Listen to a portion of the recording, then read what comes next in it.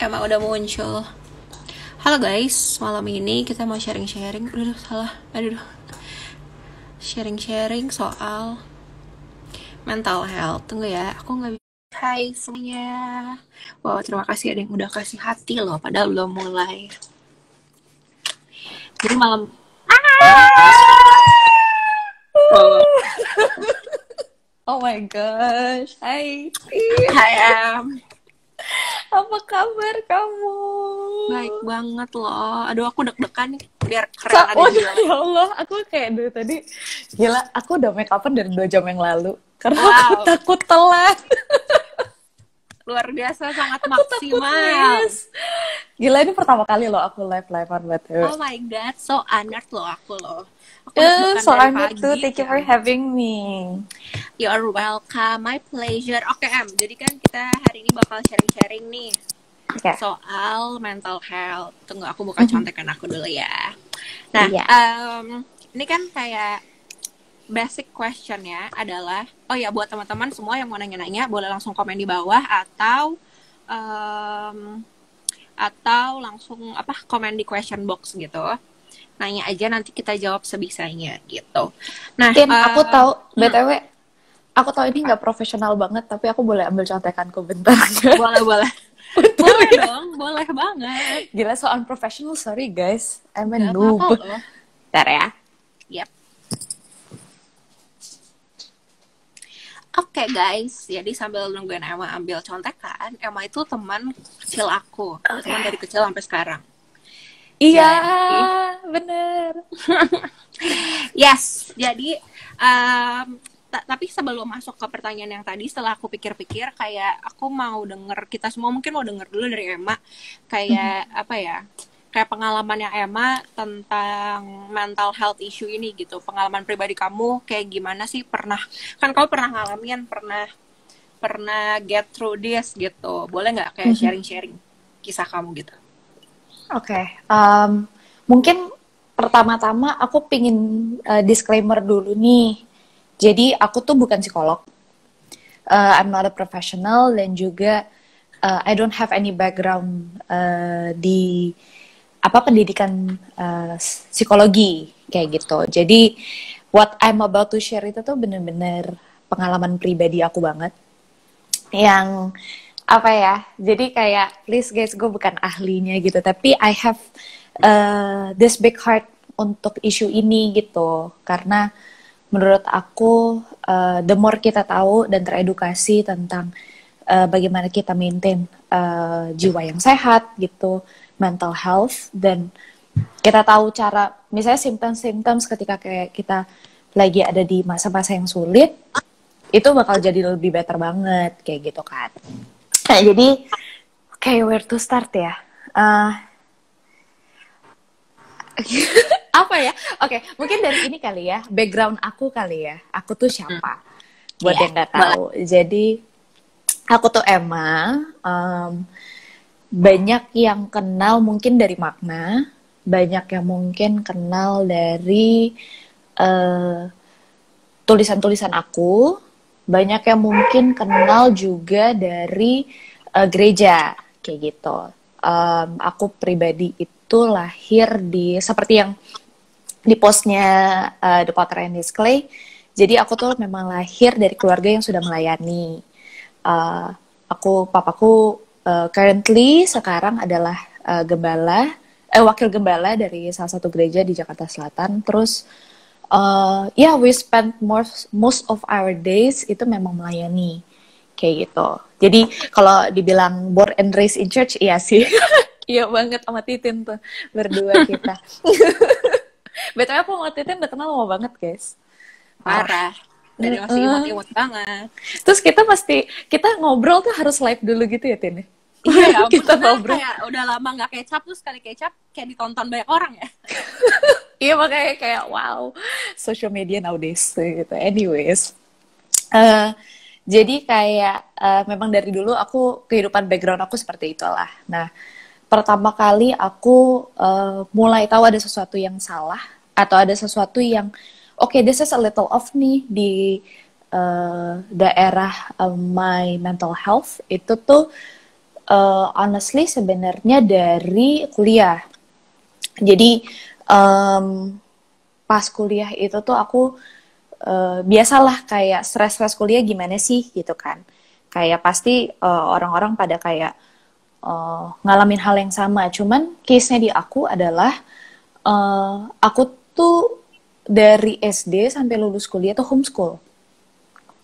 Jadi the idea of kuliah dan bahkan kuliah itu sendiri itu ada sesuatu yang baru yang aku harus adapt kayak gitu. Plus juga karena ya setiap orang pasti punya masa lalu yang gak enak kan ya, kayak trauma lah, aduh banyak hal deh yang membuat kita tuh pasti punya kayak trauma atau bahkan sakit hati kayak gitulah. Tapi it all started dari kuliah kayak gitu. Aku notice-nya itu tuh ketika aku mulai skripsi sih. Terus di situ tuh aku lagi patah hati ancur-ancuran. Terus Titin tahu nih ceritanya. Wow. Terus wow. TMI. Terus apa namanya di situ juga aku kayak wah stres skripsi segala macam. Ada masalah juga sama teman-teman aku kayak gitu. Jadi dan juga sama ini sih aku baru merasakan pahit-pahitnya berkomunitas di gereja. Jadi kayak ya basic lah, kayak sebenarnya basic gitu. Cuman ketika saat itu aku nggak bisa handle mungkin ya, nggak bisa handle kejadian-kejadian buruk pada saat itu. Jadi itu kayak bola salju gitu, Tin. Jadi kayak awalnya tuh saya kecil, awalnya tuh apa namanya sakit hati kecil gitu. Lama-lama bergulir karena aku nggak bisa nyelesainnya kayak gitu. Sampai akhirnya memuncak banget itu tuh ketika aku kapan itu ya? Maret 2019. Oh, tahun lalu. Yeay, aku udah setahun berarti. Pas banget setahun. Baru banget. Baru. Kejadian lama kayak dong, maksudnya kamu ngalaminnya? Lama banget. Lama banget. Kayak tanpa aku sadari ya. Jadi kayak puncak klimaksnya banget. Puncak klimaks tuh dalam arti gini. Aku benar-benar stres. Aku sampai di tahap suicidal thoughts. Itu tuh Maret 2019. Kayak gitu. Maret 2019. Nah, setelah itu aku mulai, akhirnya aku tahu kayak titiknya di mana. Itu tuh aku berarti I spent a year untuk benar-benar menyusun timeline gitu. Oke. Jadi kejadiannya itu gimana sih sebenarnya kayak gitu. Jadi udah setahun lah. Tapi berarti dari kamu kuliah, kamu kan kuliah udah lumayan lama ya? Berarti itu kayak bertahun-tahun ya? Iya bertahun-tahun. Bertahun-tahun dan iya sih, maksudnya think about it, serem juga ya, kayak lama dan juga. Dan itu kayak bertahun-tahun itu apa sih yang kayak kamu alamin tuh spesifiknya kayak gimana kayak gitu? Awal-awalnya tuh jadi gini, dari aku kuliah sampai kurang lebih 2019 itu tuh aku merasa all that I have in my life itu tuh semuanya buruk. Udah mati gini, aku selalu kena masalah di pertemanan, kena masalah percintaan, kena masalah keluarga, kena masalah masuk kerja, kena masalah kayak gitu. Bahkan kayak di titik-titik momen-momen dimana orang mungkin pikir kayak gila ini masa kejayaan lo banget kayak gitu, atau kayak oh kamu lagi tinggi-tingginya nih, nah justru di situ aku lagi goyah-goyahnya kayak gitu sih. Jadi kalau misalkan rasanya tuh apa ya, stres, pusing, gelisah, cemas, sampai di titik klimaksnya tuh aku hampa sih. Tadi yang kamu bilang suicidal thoughts itu kayak gimana? Maksudnya momen kayak apa yang akhirnya kamu kayak pernah mikir kayak gitu? Jadi momennya itu tuh aku abis ini aku naikin di highlights aku pernah sharing ini sedikit sih briefly, tapi secara singkat sebenarnya tuh ketika sampai di sana, jadi karena tadi aku ceritakan, aku kayak stres bergulir kayak bola salju itu kayak muter-muter terus kan makin besar makin besar. Nah, sampai di beberapa waktu atau beberapa tahun sebelum klimaksnya, I make very bad choices. Karena kan kayak aku stres terus aku udah nggak think clearly kayak gitu. Kayak Alkitab semua yang aku pelajarin bertahun-tahun tuh kayak hilang aja gitu. I cannot remember at all kayak gitu. Jadi I made very bad decision sampai karena aku made bad decision kan bad consequences kan pasti dong kayak gitu. Jadi aku kayak stres gitu udah gue bikin pilihan yang salah terus gue tanggung jawabnya sama gue juga berat jadinya karena konsekuensi karena kesalahan itu jadinya kayak bergulir terus. Kejadiannya pada waktu itu tuh aku pulang nonton sama adikku. Pulang nonton sama adikku sama temennya, kita bertiga nonton. Nah di situ tuh my sister itu kan lulusan psikologi ya. So I bet aku nggak pernah ngobrolin ini sama dia sih, tapi kayak I bet she understands lah. Terus dia tuh ngajak aku nonton, kayak ngerangkul aku gitu yang kayak kak nonton yuk kak ini yuk gitu. Karena aku mulai distant diri, mulai menjauhkan diri aku dari teman-teman sama dari keluarga kayak gitu. Terus akhirnya aku nonton. Nah pulang dari nonton tuh aku kayak tiba-tiba aku ngerasa sedih aja. Dan sedihnya tuh nggak cuma sedih tapi sedih banget. Terus abis itu aku ingat banget di mobil pas jalan pulang ke rumah aku tidur karena aku ngerasa aku capek banget. Jadi udah sedih banget, capek banget. Terus aku di situ aku nangis terus, nggak tahu kenapa kayak gitu. Akhirnya aku pulang, nyampe kamar aku langsung tiduran. Nah tanpa aku sadar, aku nangis terus kan di situ. Nah aku nggak sadar ternyata aku udah sejam lebih nangis di kasur. Terus aku ingat gara-gara pas aku masuk kamar mamaku nanya, mau nasi goreng nggak? Dan nasi goreng tek-tek lewat. Terus aku bilang kayak, iya aku mau kayak gitu kan. Tapi terus nggak aku makan, terus mamaku sempat ngomong, itu dimakan udah dingin. Terus pas masuk, aku masih nangis parah gitu. Adik aku datang. Itu tapi kamu nangis karena filmnya atau kayak nggak tahu karena apa? Nggak tahu karena apa. Jadi kayak aku overwhelmed aja gitu, aku tiba-tiba sedih banget. Ini udah setelah kayak I made bad decisions and got bad consequences ya. Jadi aku kayak ngerasa guilty, aku ngerasa sedih, aku ngerasa anxious, aku ngerasa marah, hate, semua itu bercampur aduk semuanya. Terus abis itu kayak akhirnya terus habis itu aku nangis, terus adikku nyamperin kan, terus nanya kayak kakak kenapa, did I do something wrong kayak gitu kan. Kondisinya di sini keluargaku tuh udah tahu ada sesuatu yang bermasalah lah sama aku. Aku nangis aja, tiba-tiba itu tuh aku nggak bisa ngomong. Jadi kayak background story-nya, beberapa minggu sebelumnya mama papaku tuh berusaha untuk ngobrol sama aku kayak, lu lagi kenapa sih kayak gitu, kalau ada masalah cerita aja kayak gitu kan. Aku nggak bisa cerita, dan nggak bisa ceritanya tuh bukan karena aku nggak mau cerita, tapi nggak bisa keluar kata-katanya dari mulut aku. I don't know why. Sampai akhirnya ya udah di situ aku nggak bisa keluar, aku cuma nangis terus akhirnya tiba-tiba keluar sendiri kata-katanya, dan it's hateful words. Kayak kamu kenal aku dari kecil ya, kayak kalau orang kenal aku, orang pasti tahu aku tuh paling gak bisa dan jarang banget keluar hateful words dari mulut aku. Kayak maksudnya nyinyir, bukan beda sama nyinyir ya, tapi lebih kayak I hate my body, I hate myself, itu aku nggak pernah sama sekali. Nah pas nangis itu tuh aku ngomong gitu sama adikku kayak I hate myself, I hate my body, I hate how my body looks. I hate my life, I hate everything. Pokoknya semua aku keluarin. Sampai aku ingat banget di otak aku terbesit mana pisau. Kayak gitu. Kayak aku berusaha tiba-tiba kayak aku pengen nyari pisau gitu. Terus sempat kayak terpikir yang kayak udahlah I ended aja, kayak gila gue capek banget kayak gitu. Terus tapi aku nggak keluar dari mulut, itu cuman kayak di otak aku. Tapi entah kenapa ini mujizat banget sih menurut aku ya. Pas aku terpikir mana pisau itu, aku ngeliat adik aku. Aku ngeliat adik aku, terus aku kayak jangan deh, aku kayak gitu, jangan deh kayak gitu kan. Terus adikku nenangin, terus dia cuma ngelus-ngelus doang, itu 1 jam sendiri ngelus-ngelus kayak gitu. Kayak ngelus-ngelus, terus habis itu akhirnya kayak udah kamu makan aja. Terus udah aku makan, akhirnya dibawa ke kamar mamaku, terus aku tidur sama mamaku di situ waktu itu. Gitu deh ceritanya. Oke, aku baru tahu loh kisah yang gitu. Oke, terus maksudnya Aku to be honest, aku baru bener-bener came out soal cerita ini publicly baru sekarang sih.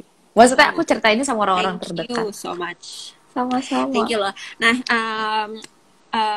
apa yang akhirnya kayak merubah kamu dari titik itu sampai sekarang gitu? Hmm, pada saat itu aku nggak langsung oke ya, tapi aku ingat malam itu ini I assume teman-teman udah tahu ya di sini aku Kristen ya. Jadi kemarin habis main sitcom berperan jadi Muslim kirain Muslim.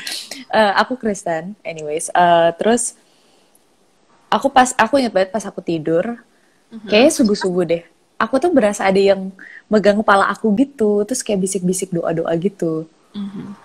Terus kayaknya itu mamaku deh, mamaku kayak doain aku subuh-subuh. Terus itu hari Sabtu kan, minggunya aku pulang. Minggunya mama papaku pergi gereja, sorry. Mama papaku pergi gereja, nah di situ aku bangun, aku baru pertama kali tiba-tiba pengen denger lagu rohani. Setelah kayak 2 tahun deh, apa setahun deh, aku lupa. Oh ya? Iya, asli Maksudnya aku tuh selama setahun itu kamu kayak mengurung diri dan kayak menjauhkan diri kamu dari segala kegiatan gereja atau kayak gimana? karena pada saat itu aku lagi pahit-pahitnya ya sama gereja ya. Maksudnya ya ketika ada kayak banyak hate dan anger di tubuh kamu tuh cenderungnya tuh kan pasti kamu benci sama semua hal kan. Ngelihatnya semua tuh dari perspektif negatif. Nah salah satunya juga dengan gereja. Pada saat itu aku pahit banget kayak gitu. Aku ngelihat banyak yang contoh yang nggak baik gitu di gereja. Jadi aku kayak ngerasa udahlah kayak this doesn't help me anyways kayak gitu kan. Cuman pada waktu itu I have respect for my parents gitu. Buat keluargaku jadi ya I stayed anyways, aku tetap gereja kayak gitu. Di situ pada saat itu aku udah break pelayanan. Kayak aku akhirnya menarik diri gitu, kayak aku merasa what's the point juga aku pelayanan tapi kayak I don't believe it anyways kayak gitu. Nah pada saat itu aku kayak tiba-tiba pengen denger lagu rohani kayak gitu. Terus aku ingat banget aku denger lagu rohani sujud di altarnya SW Symphony Worship. Terus aku pas aku denger lagunya kayak aku leave it on play aja gitu, aku sambil tiduran. Terus ada liriknya dia ubah hidupku, barui hatiku, sesuatu terjadi saat datang di altarnya. Itu something move in my heart aja gitu Tin. Tapi itu baru kayak akhirnya aku ngerasain kayak oh my god, aku ngerasain my heart move ketika denger lagu penyembahan, lagu worship kayak gitu kan. Akhirnya dari situ aku mulai semangat ke gereja. Mulai semangat mungkin bukan ke gereja tapi lebih ke semangat mencari Tuhan kali ya. Karena yang tadinya aku merasa Tuhan jauh banget, bahkan kayak gak ada di hidup aku jadi kayak I find him again gitu. Jadi kayak aku lumayan semangat untuk mengejar itu. Setelah itu kayak semuanya tuh menurut aku di case aku ini mujizat sih. Karena aku yakin kayak ada orang-orang yang berdoa buat aku gitu bertahun-tahun ketika aku ngalamin ini kayak gitu, ketika aku menjauh dari semua orang kayak gitu. Karena tiba-tiba tuh aku minta papaku, aku pingin ke psikolog kayak gitu. Walaupun aku minta. Jadi papaku nanya gimana kabarnya kamu, terus aku kayak Pak, aku kayak butuh ke psikolog deh. Awalnya tuh gara-gara aku nggak mau cerita sama papaku. Jadi di otak aku, aduh gue nggak mau sih cerita sama bokap nyokap gue, yaudah deh gue cerita sama orang lain. So aku ngomong sama, kebetulan papaku tuh master degree-nya counseling pastoral. Jadi kayak, ada nggak teman papa psikolog yang cewek? Aku mau dong, tapi yang Kristen ya, aku bilang kayak gitu. Waktu itu aku ngerasa kayak butuh yang Kristen karena aku tahu kayak aku butuh untuk dinasehati lewat firman Tuhan gitu deh. Aku merasa kayak gila gue udah gak beragama banget nih, kayak gue butuh deh. Terus tapi by the end of the day aku gak jadi sih ke psikolog. Karena pada saat itu aku melihat diri aku sendiri kayak aku konseling cukup gitu. Jadi aku konseling sama papaku kayak gitu. Akhirnya kamu berani sharing ke papi. Akhirnya. Apa yang bikin akhirnya kamu percaya? Maksudnya kalau lagi kayak gitu nggak percaya sama semua orang nggak sih? Even kayak keluarga gitu. Iya, aku trust issue banget, Tin. Parah trust issue-nya. Kayak aku trust issue, bahkan aku nggak percaya sama diri aku sendiri gitu loh. Sedihnya gitu kan. Apa ya, kayak perlahan-lahan kalau aku ke diri aku sendiri, aku selalu ngomong gini kayak, lu capek kan, lu pengen berubah kan, ya udah kayak gitu. Kayak ini ibaratnya kayak aku harus minum obat pahit, ya udah lu minum aja obatnya, because you need to get better gitu. Jadi kayak aku terus-terusan kayak ngomong ke diri aku sendiri kayak apa namanya, telan aja. Tapi at the same time aku, puji Tuhan, aku punya teman-teman yang baik sih, teman-teman yang terus support. Shower me, iya support, terus bener-bener shower me with love kayak gitu, yang selalu dukung aku untuk kayak setiap kali aku ngerasa kayak aduh tuh kan aku udah berusaha untuk menjadi lebih baik, aku udah berusaha untuk pulih tapi aku gagal lagi, I felt the guilt lagi, aku merasa gak layak lagi. Nah mereka tuh yang selalu support aku, yang kayak it's okay, you got this, gak apa-apa. Berarti kamu share-nya sama orang, maksudnya kamu cerita sama teman. Kan kadang kayak kalau kita lagi gagal, lagi salah ambil keputusan gitu kan, kita mendem sendiri kan. Itu kamu sharing? Sedikit-sedikit sih, pelan-pelan kayak gitu. Kayak apa namanya, aku gak cerita langsung 100% gitu, karena kan yang kayak tadi aku bilang, aku punya trust issues. Tapi akhirnya aku come clean sama papaku, mamaku, keluargaku dulu, baru terus dari situ aku mulai come clean sama orang-orang tertentu. Nah dari situ tuh itu juga dipantau juga, jadi aku selalu bilang sama papaku, jadi aku menganggap sama papaku tuh seperti terapis, kayak gitu. Jadi kayak aku harus check in sama mereka at least setiap hari, lama-lama berapa hari sekali, lama-lama seminggu sekali, kayak gitu. Kayak aku cerita gitu, oh iya aku cerita sama ABC. Kalau misalkan mereka merasa kayak I don't think you're sharing to the right person, mereka pasti ngomong sama aku. Terus aku kayak emang iya ya, karena penting sih Tin, kayak ketika kita ada di titik lemah kita yang kita vulnerable banget, penting banget orang-orang sekitar kita yang tepat. Kalau salah bergaul, salah orang yang di sekitar kita tuh bahaya banget. Gitu. Terus sih. Nah itu proses dari kamu sharing ke papi sama ke mami gitu, sama ke adik kamu, sampai kamu kayak udah bener-bener beres gitu dengan diri kamu sendiri, tuh prosesnya kayak gimana? Panjang. Berat. Ini works different from everybody else ya, tapi kalau buat aku sendiri perlahan-lahan tuh aku berusaha untuk jujur. Kayak aku jujur sama diri aku sendiri, aku jujur sama Tuhan, aku jujur sama keluarga. Nah, salah satunya tuh yang papa, pada saat itu papaku act as my counselor, advice aku untuk journaling. Jadi aku selalu journaling apa yang aku rasain hari ini gitu.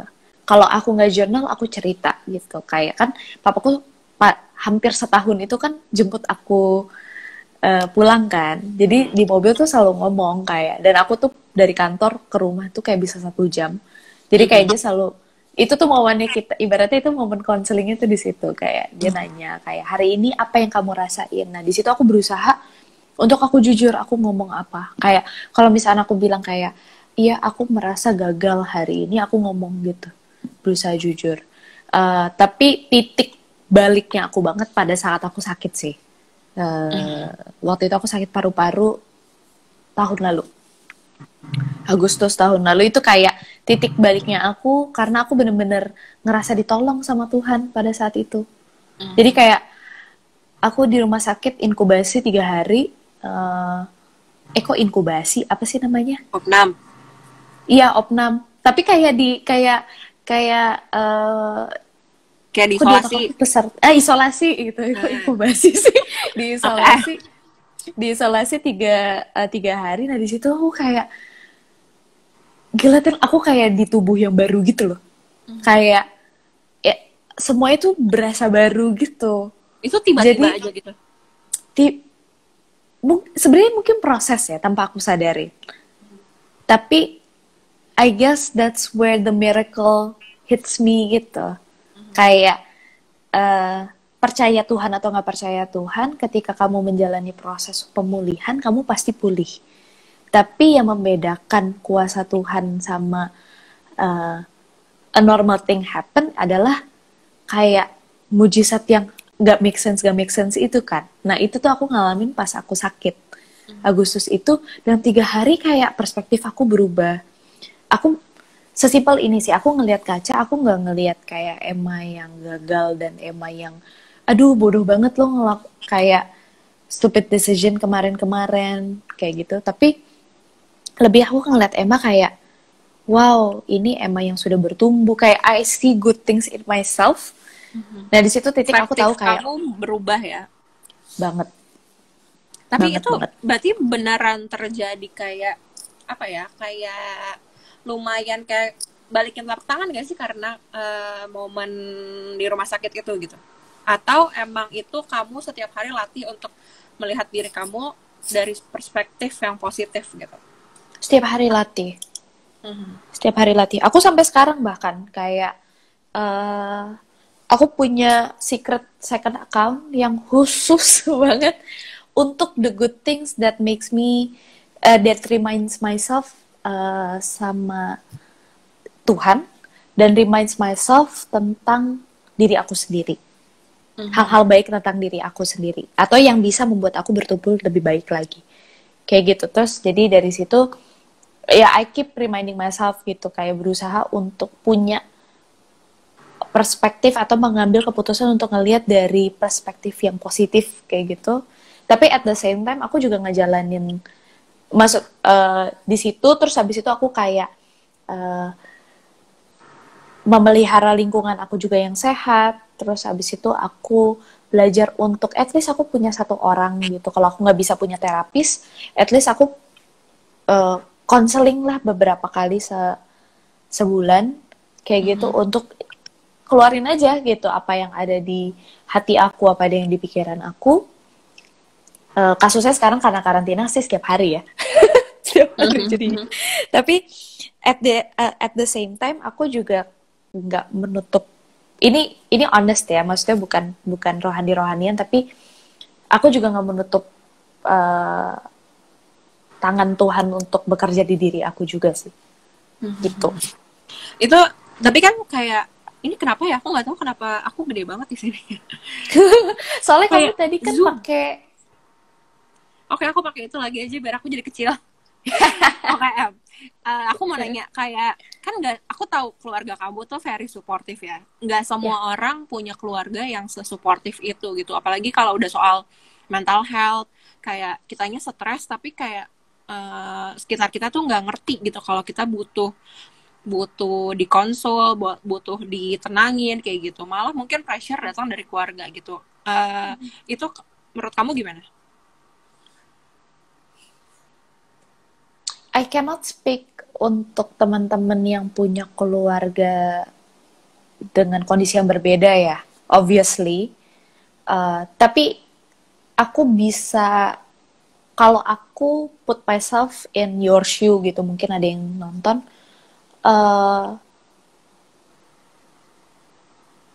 Aku jadi inget ini. Aku tuh lagi obses banget sama series Law and Order, kalau ada yang tahu, gila best. Ada satu episodenya karakternya ngomong kayak gini, karena itu kan banyak tentang kasus-kasusnya sexual assault ya. Just because bokapnya itu rapist doesn't make him one anaknya. Kayak gitu. Just because bokap gue loser nggak berarti gue jadi loser. Kayak gitu. I think that's the mindset gitu sih. Kayak maksudnya ketika misalnya kamu lahir di keluarga yang gak suportif kayak gitu, atau bahkan keluarga justru mereka yang bikin kamu mental, kesehatan mental kamu tuh weak gitu, atau kayak mungkin sampai di titik sampai depresi atau kayak sakit-sakit mental yang klinis. I guess it's just to understand bahwa kamu dan keluarga kamu itu a different person gitu loh. Kadang kan kita suka kayak gitu kan, kayak punya mindset, oh kalau keluarga gue A, berarti gue juga harus A, kayak gitu. Belum tentu gitu. Dan itu tuh semua keputusan ada di diri kamu, kayak gitu. Kalau buat aku pribadi sih, ambil keputusan yang sehat. Jadi kayak, kalau misalnya keluarga kamu nggak bisa suportif, go seek some help. Kayak, cari psikolog, sekarang banyak banget, aduh puji Tuhan deh, kayak sekarang banyak banget resources, bahkan lembaga-lembaga tuh yang offer counseling atau terapi secara gratis, ada di Twitter kalau nggak salah threadnya, apa aja kayak gitu. Go seek some help kayak gitu. Kalau misalkan kamu masih takut untuk ketemu sama psikolog, at least lari ke temen atau orang yang kamu tahu cukup dewasa dan sangat positif gitu untuk dengerin cerita-cerita kamu. It helps sih. Oke, nah gitu. Ciri-cirinya apa sih kayak sampai aku tahu aku harus cari professional help gitu, atau ini cuman kayak ini gue cuman lagi PMS, atau ini gue cuman lagi broken heart aja gitu. Apa sih bener-bener kayak ciri-ciri pembedanya? Mungkin gak usah secara psikolog banget, kan kita berdua bukan psikolog, cuman kayak apa yang kamu alami gitu, apa yang kamu rasain, kayak oke, gak bisa nih kayak gini, gue harus cari bantuan gitu. Oke. Kalau sebenarnya ini aku nggak promote self diagnosis sebenarnya, karena sekarang kan ya maksudnya kayak kita tahu kayak sejak isu-isu mental health ini booming banget, everybody self diagnose, which is best. Self diagnose itu no problem, tapi ketika kita self diagnose dalam arti gini, mencari tahu penyakitnya apa, terus habis itu symptomsnya apa, terus ada nggak ya di gue kayak gitu, itu normal kan. Tapi ketika kayak kita claiming diri kita, oh gue depres, oh gue bipolar, oh gue ADHD gitu misalnya, itu yang salah gitu. Kalau kita nggak ketemu sama a professional help kayak gitu. Tapi dari kasus aku pribadi, ketika aku tahu aku ada sesuatu yang salah sama aku,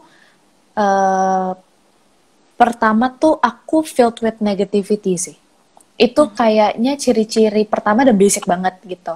Karena kan apa namanya, kalau misalkan, maksudnya ini basic knowledge ya, kayak stres sama depresi itu beda. Kayak gitu. Stres itu bukan mental illness, tapi bisa lead to mental illness kayak gitu. Nah, at least kayak kalau kamu tahu kamu stres, dan kamu aware kamu stres, dan kamu tahu banyak banget negativity nih, at least sudah sampai 50% dari diri kamu itu semua negatif, pikiran kamu negatif apa segala macam, menurut aku itu udah tanda-tanda kayak kamu harus konseling sih. Dan itu kayak tiap hari ya? Maksudnya kalau stres kan kayak mungkin sehari 2 hari itu habis itu lupa. Kalau ini tuh bener-bener kayak merasa negatifnya berminggu-minggu gitu, bahkan berbulan-bulan gitu ya? Iya, dan ini sih, kamu nggak punya apa namanya, kamu nggak bisa nge-handle-nya. Aku tiba-tiba lupa istilahnya namanya apa. Tapi coping mechanism, itu dia. Coping mechanism kamu lemah kayak gitu, atau bahkan salah. Misalnya gini, apa namanya, kamu stres, terus kamu lari ke alkohol.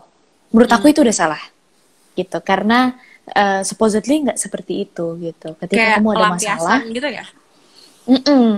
Ketika coping, cara kamu nge-handle masalah itu negatif, menurut aku itu at least udah di tahap kamu kayak stres deh. Nah, ketika kayak at least udah, menurut aku yang paling simpel adalah gini, kamu kalau udah diri kamu dan pikiran kamu dan hati kamu 50% udah negatif, mendingan cerita sama orang.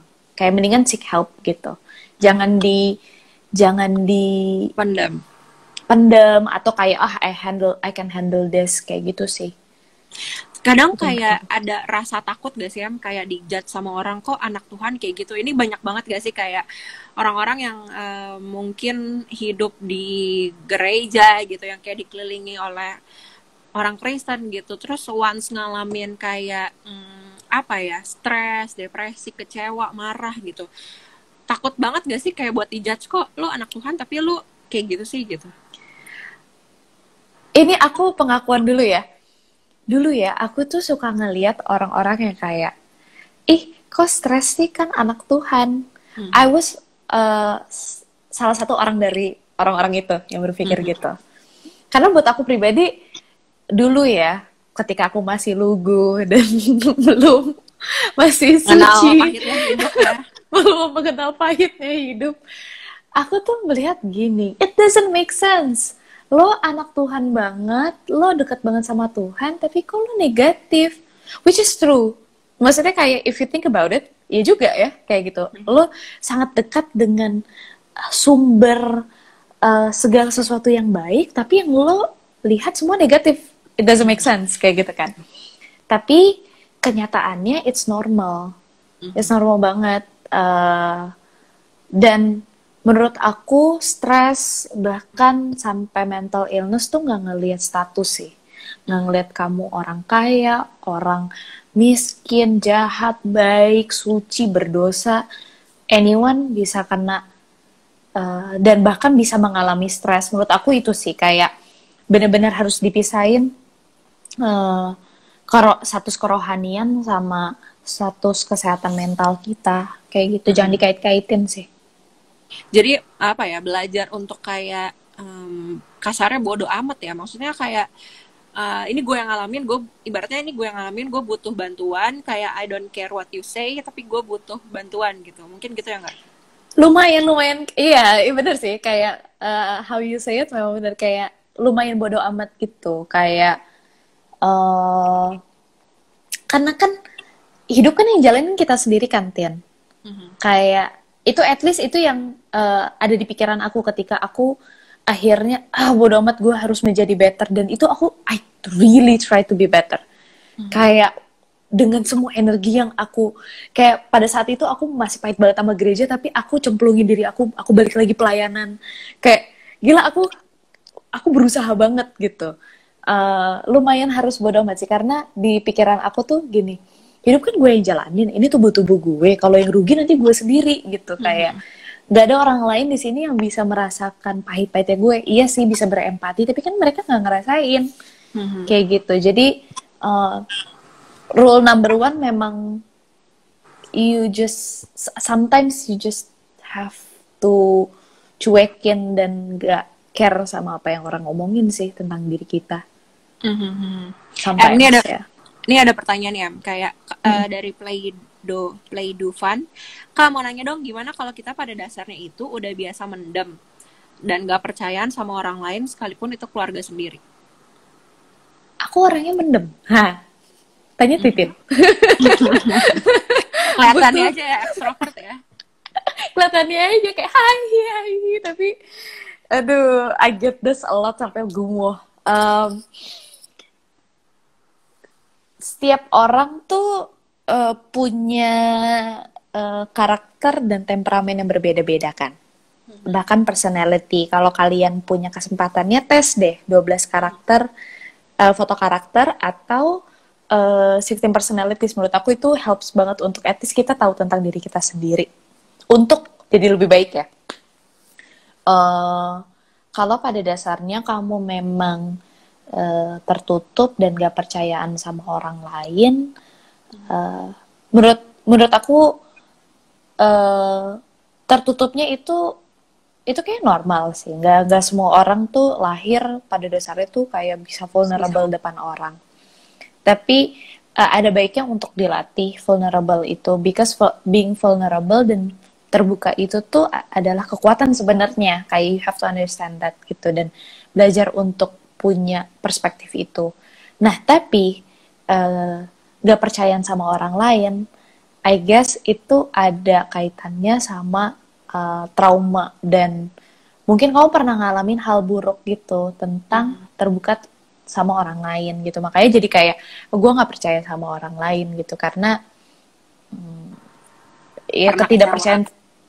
Mungkin kamu pernah kecewa dan nggak pernah diselesain kayak gitu. Nah, itu Itu jadi sih. caranya gimana? Apakah kita harus apa ya, self reflection, harus kayak akhirnya belajar untuk percaya lagi gitu? Karena ya gitulah, karena kayak semua hal tuh pasti punya resikonya yang ya nggak sih, kayak Ya. gue tadi aku tuh mikir kayak kenapa aku barusan nanya tapi aku jawab sendiri gitu. Aku Nggak ngeblank. apa-apa. Oke, jadi menurut Emma harus kayak gimana?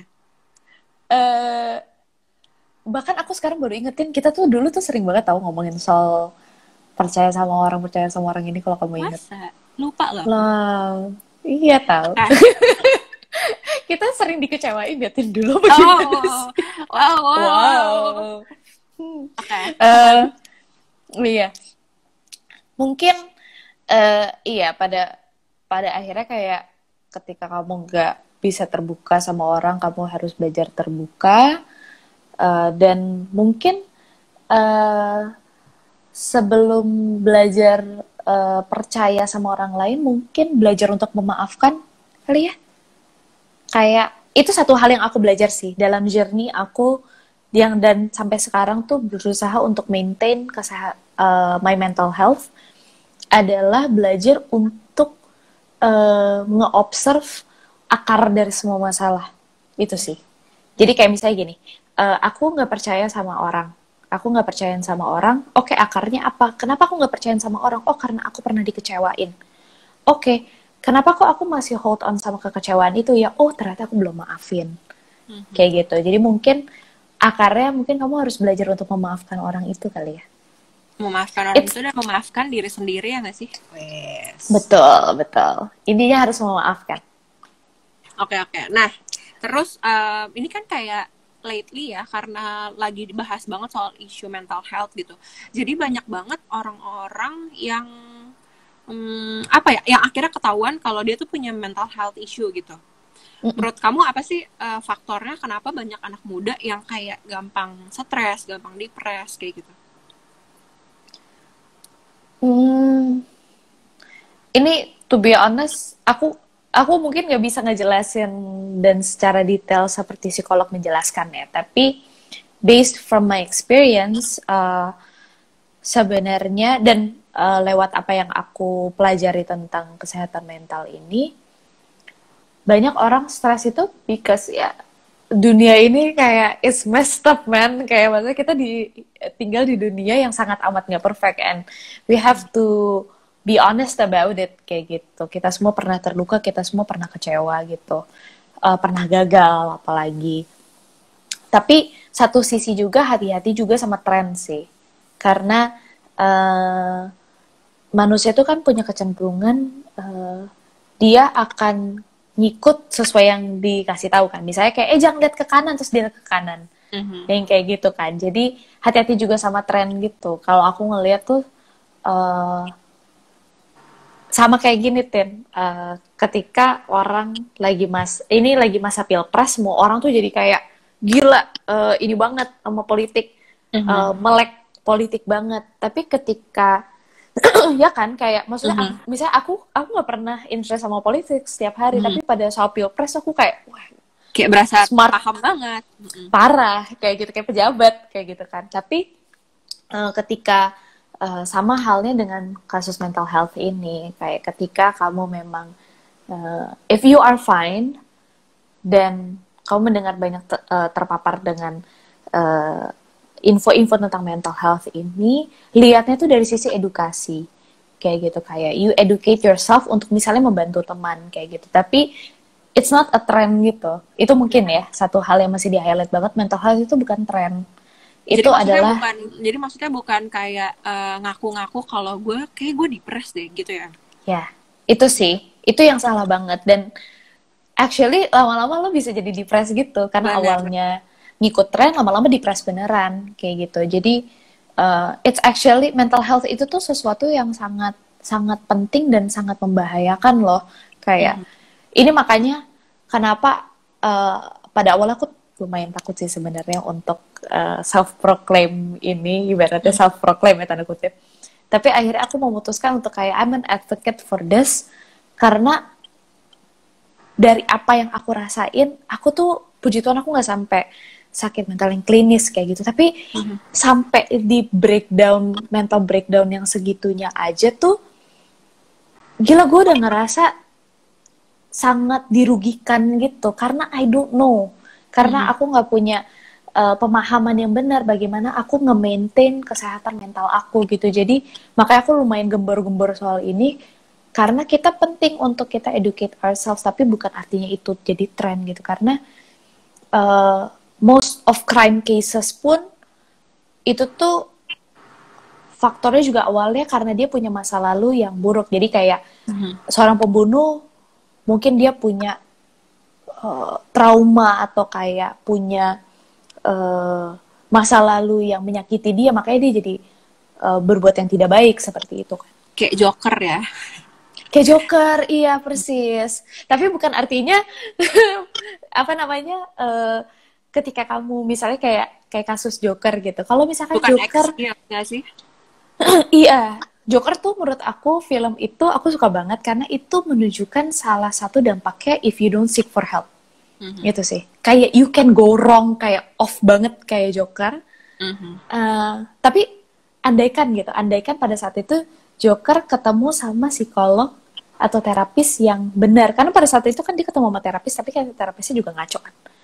Dia ketemu sama terapis yang benar, aku yakin dia kayak akan pulih gitu.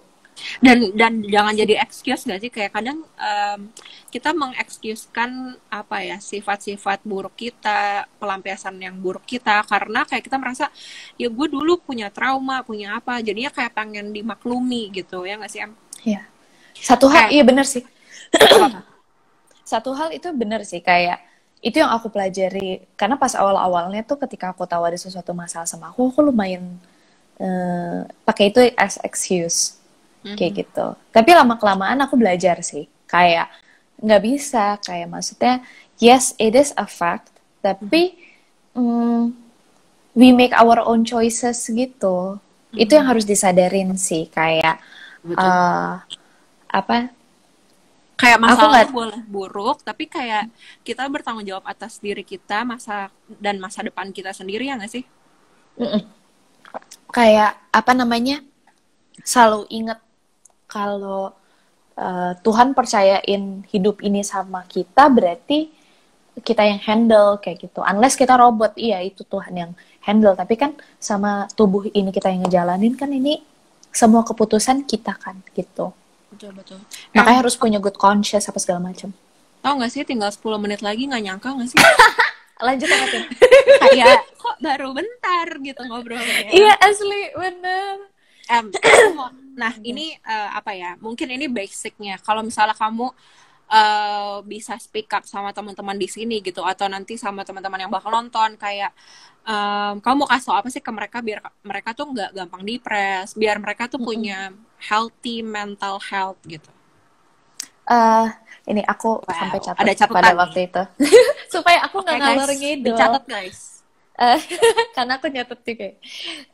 Yang pertama tuh learn to overcome your problems one by one. Itu pelajaran terbesar aku, salah satunya kayak gitu. Kadang kita tuh beda sih orang-orang, tapi ada tipikal orang yang bulking kan, kayak masalah tuh kayak maunya tuh instan kelar kayak gitu. Atau kayak ditumpuk-tumpuk terus habis itu sampai kusut gitu, nggak tahu mesti diberesin yang mana kan. Belajar untuk overcome your problems one by one sih, itu satu.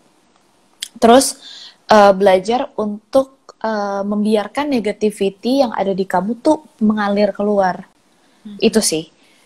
Karena kadang orang tuh merasa negativity tuh gimana cara kita rubah untuk jadi positif kayak gitu. Tapi maybe angle-nya dirubah, negativity itu biar keluar seperti itu aja. Kayak kalau kamu masih punya dendam, nangisin aja, tapi udah, abis nangis udah, kayak gitu. Kayak kalau dendam, keluarin aja dendamnya dengan cara yang sehat ya, maksudnya keluarin sampai benar-benar oh iya aku udah nggak ngerasain dendam lagi kayak gitu. induce diri dengan positive mindset dan positive activity sih. Kayak satu hal yang aku belajar banget dan yang apa namanya aku sekarang pegang, when bad things happen to you, outputnya tetap harus positif, nggak boleh negatif kayak gitu. Kayak kamu mau lari ke alkohol, ngerokok, drugs, apa namanya, uh, mungkin even kayak sesimpel cursing kayak gitu. Bener deh, kayak puasnya tuh cuma sesaat gitu. Abis itu kayak you'll get back to square one lagi, negatif Dan even lagi. feel worse gak sih? Pasti pasti berasa lebih guilty lagi gitu karena kayak Iya, gue harusnya nih lebih bagus kok malah lebih jatuh gitu ya nggak sih? iya. Even kayak maksudnya aku tiba-tiba pengen ngomongin ini. Even kayak misalnya feminis-feminis gitu. Kayak maksudnya banyak orang, ada teman aku yang ngomong kayak gitu, gue nggak percaya deh sama feminis karena kayak feminis tuh kayak galak banget, terus kayak berasa superior banget di atas laki-laki kayak gitu. Itu sih, itu maksudnya ini bukan ngomongin semuanya, tapi kayak contoh-contoh orang-orang yang sebenarnya pengen merubah, membuat itu menjadi positif, hal negatif menjadi positif, tapi outputnya negatif, marah-marah kayak gitu, malah nunjuk-nunjuk kayak gitu, ngejudge kayak gitu. You have to put positif. Misalnya kamu ngerasa overwhelmed sama kerjaan kamu sampai stres, keluarin yang positif apa gitu, sesuatu yang kamu suka. Olahraga, denger lagu, tidur bahkan kayak atau berdoa, mungkin cerita sama orang, kayak keluarnya outputnya harus positif. Karena kayak tadi aku bilang, kayak I made bad decisions kayak gitu in the past, dan benar yang kamu bilang tadi juga, it only makes things worse. Seperti itu sih. Sama aku sama pengen nambahin ini juga sih, kayak ketika kamu udah pulih, itu ada pentingnya untuk jangan tinggalin uh, apa yang kamu sudah lalui gitu, tapi ubah itu tuh jadi sesuatu untuk menolong orang lain. Itu sih. Betul. Kayak aku ada nemuin satu quote aku suka banget. Lawrence Stribble, dia ngomong one man awake awakens the other. Kayak gitu sih. Jadi sekiranya nanti kayak kamu sudah pulih, ayo support dan ambil pengalaman kamu ini untuk ngebantuin orang lain. Betul, Kayak gitu. kayak everything happen for a reason gitu nggak sih? Kayak kamu diizinkan lewatin Ya, ini karena kayak kamu bisa ngelakuin ya, bisa lewatin ya, bisa sembuh, dan itu bisa jadi buat ngebantu orang lain yang juga melewati hal yang sama gitu ya nggak? I wouldn't say ini juga sih, mungkin Tin gara-gara kamu tadi ngomong sembuh. Kadang tuh orang suka pikir kayak ketika mereka stres atau mereka mengalami mental illness tuh kalau udah kelar tuh sembuh. Nah, padahal enggak, it doesn't work like that.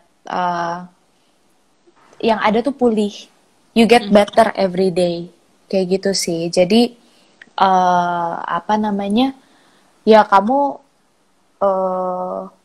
dia ngomong HMC, aku jadi ingat keterbukaan adalah awal pemulihan nih ya kan, bukan kesembuhan.